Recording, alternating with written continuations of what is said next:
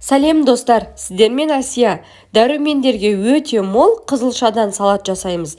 Әсіресе қазіргі кезде қыс мезгілінде осы салатты жеп иммунитетімізді көтеруіміз қажет. Ендеше менімен бірге жасаңыздар, видеоның соңына дейін қарап, каналға тіркеліңіздер. Бізге 2 қызылша қажет, фольгаға орап 180 градуста 30 минут духовкада пісіремін. Сіздер өз жағдайларыңызда қайнатып пісірсеңіздер де болады, бірақ духовкада пісірсеңіздер дәрумендер өзінде қалып, қызылша сочный болып піседі.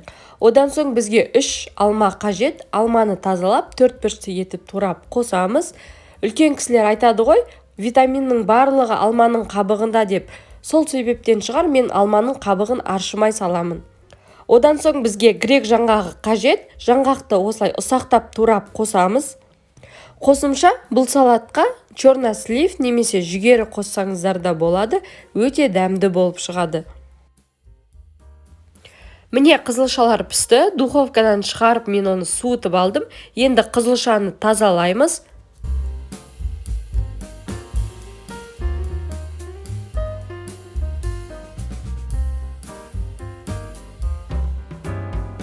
Алма секілді қызылшаны да 4 етіп турап қосамыз.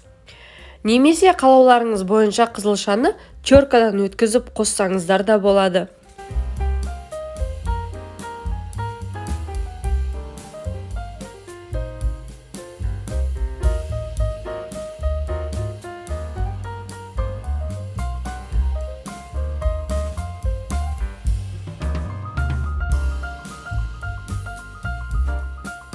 Одан соң дәміне қарай тұз қосамыз және қалауларыңыз бойынша қаймақ немесе майонез қосамыз.